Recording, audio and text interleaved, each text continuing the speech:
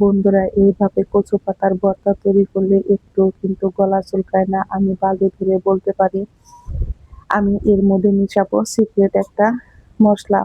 আর এটা মেশানোর জন্য কিন্তু বন্ধুরা একটু কিন্তু গলা চুলকাবে না। আর এই কচু পাতার ভর্তা খেতেও হয় কিন্তু দুর্দান্ত মজার। আজকে কিন্তু আমি আমার বাগান থেকে বেশ কিছুটা পরিমাণে কচু শাক ছিঁড়ে নিব। এই কচু শাকগুলো কিন্তু দেখতে পাচ্ছেন একদম কচি। যারা বন্ধুরা গলা চুলকানোর ভয়ে কচু শাক খেতে পছন্দ করেন না, তারাও কিন্তু এইভাবে কচু শাকের ভর্তা তৈরি করলে যে খাবে এতটাই পরিমাণে মজার হয়। আমি শাকগুলোকে কিন্তু বেশ ভালো করে বেছে নিয়েছি। এখন বটি দিয়ে কিন্তু এগুলোকে আমি কেটে নিব। আর দেখতেই পাচ্ছেন বন্ধুরা, আমি কিন্তু এক একটা পাতার উপরে এক একটা পাতা এইভাবে মুড়িয়ে শাকগুলোকে কিন্তু পেঁচিয়ে নিয়েছি। এইভাবে কচু শাক কাটলে কিন্তু একটু হাত চুলকায় না। আপনারা কিন্তু ছুরি দিয়েও কেটে নিতে পারেন, কিন্তু আমার কাছে বটি দিয়ে কাটতেই ভালো লাগে। আমি কিন্তু শাকগুলোকে এভাবে ঝুরি ঝুরি করে কেটে নেব। শাকগুলোকে কিন্তু বেশ ভালো করে ঝুরি করে কেটে আমি বেশ ভালো করে জল পাল্টে পাল্টে ধুয়ে নেব।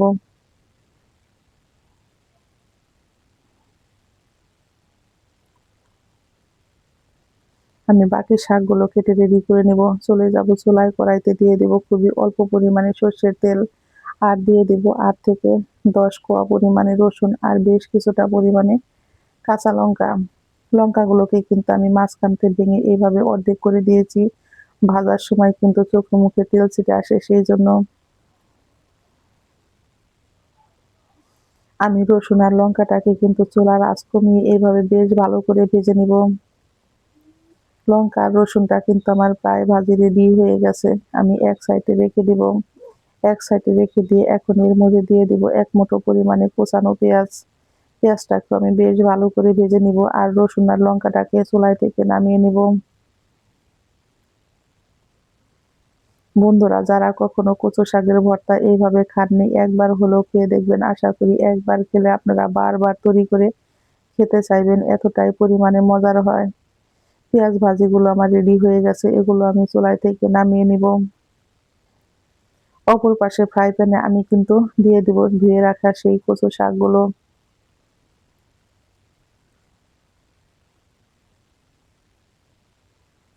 এখন আমি এর মধ্যে দিয়ে দিব হাফ চামচেরও কম লবণ।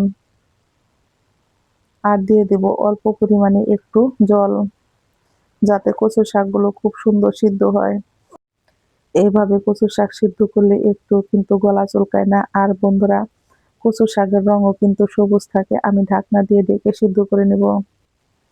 ঢাকনাটা তুলে কিন্তু আমি এইভাবে একটু নেড়ে দেব, যাতে শাকগুলো দুই পাশে খুব সুন্দর সিদ্ধ হয়। আর কচু শাকের যে জল বন্ধুরা, আমি কিন্তু এই জলটা ফেলে দেব না। এই জলেই কিন্তু কচু শাকটা খুব সুন্দর সিদ্ধ হয়ে যাবে। বন্ধুরা, কচু শাকের যে জল ছিল সেই জলটা কিন্তু শুকিয়ে গেছে।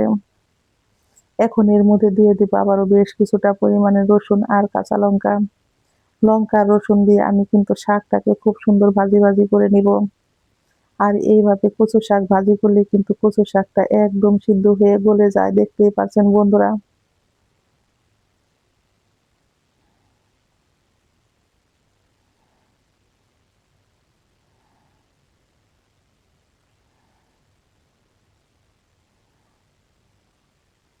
এখন আমি এর মধ্যে দিয়ে দেব অল্প পরিমাণে সর্ষের তেল। তেলটা দিয়ে আমি কিন্তু শাকটাকে খুব সুন্দর ভাজি ভাজি করে নিব। এর মধ্যে কিন্তু একটু জল নেই, দেখতেই পাচ্ছেন বন্ধুরা। যতটুকু জল ছিল সেই জলও কিন্তু শুকিয়ে গেছে। এখন আমি চুলাই থেকে নামিয়ে নিব। আর শাকটা কিন্তু সিদ্ধ হয়ে একদম গলে গেছে। এইভাবে কচু শাকের ভর্তা বানালে খুব বেশি কিন্তু সময় লাগে না। বন্ধুরা, আমি নিয়েছি অল্প পরিমাণে একটু লবণ। যেহেতু আমার কচু শাক ভর্তা লবণ দিয়ে আমি সিদ্ধ করেছি, সেই জন্য লবণের পরিমাণটা একটু কমে নিব। এখন আমি হাত দিয়ে কিন্তু লবণ আর শুকনো লঙ্কাটাকে কিন্তু বেশ ভালো করে ভেঙে নিব। আমি হাতে মেখে তৈরি করব এই কচু শাকের ভর্তা। আর হাতে মেখে এই ভর্তাটা তৈরি করলে কিন্তু খুব অল্প সময় হয়ে যায় ভর্তা তৈরি করার, খেতেও হয় কিন্তু ভীষণই মজার। আমি কিন্তু লঙ্কা রসুন আর পেঁয়াজগুলো হাত দিয়ে এইভাবে ভেঙে ভেঙে চটকে চটকে মেখে নিব।